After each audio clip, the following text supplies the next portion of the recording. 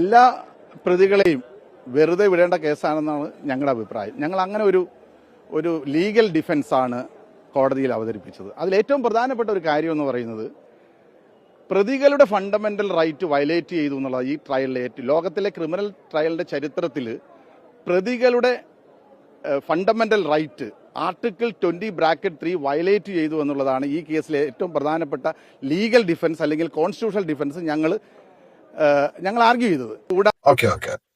ദിലീപിനെ വിട്ടു. ഓക്കെ, ശരി. എല്ലാ പ്രതികളെയും വിടണം. ഫണ്ടമെന്റൽ റൈറ്റ്സ് ഓഫ് ക്രിമിനൽസിന് ഫണ്ടമെന്റൽ റൈറ്റ്സ് ഉണ്ടോ? Already fundamental rights of a person declare ചെയ്തത് കൊണ്ടാണ് അവരെ പിടിച്ച് അകത്തിട്ടേക്കുന്നത്. അപ്പൊ ക്രിമിനൽസിന് പ്രത്യേകിച്ച് ഫണ്ടമെന്റൽ റൈറ്റ്സ് ആർട്ടിക്കിൾ ബി ഒക്കെ പറഞ്ഞ് ബാക്കി അകത്ത് പിടിച്ചിട്ട് 6 പേരെ കൂടെ നമുക്ക് വെളിയിൽ കൊണ്ടുവരണമില്ലേ? അപ്പൊ ഈ ബാധിക്കപ്പെട്ട സ്ത്രീ വീണ്ടും നീതി ഉണ്ടോ മിസ്റ്റർ അഡ്വക്കേറ്റ് നിങ്ങൾ ഈ പറയുന്നത്? ദിലീപിന് തെളിവുകളുടെ അഭാവത്തിൽ വെറുതെ വിട്ടു. ഓക്കെ, ബാക്കി എല്ലാ പ്രതികളും കൂടെ വെറുതെ വിടണമെന്നായിരിക്കും. അപ്പൊ പിന്നെ കോടതി വേണ്ടല്ലോ, ചുമ്മാ ഉത്തം വിട്ടാൽ മതിയല്ലോ. വാദിക്കുകയും പിടിക്കുകയൊന്നും വേണ്ടല്ലോ.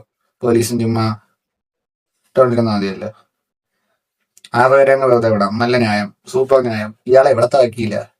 ഇയാളെ ക്രിമിനൽസിനെ ആക്കാൻ വേണ്ടി മാത്രമേ വാദിക്കാറുള്ളൂ. അല്ലാതെ ആർക്കെങ്കിലും ശിക്ഷ വാങ്ങിച്ചു കൊടുക്കാനായിട്ട് ഇയാൾ ഇതുവരെ വാദിച്ചിട്ടില്ല.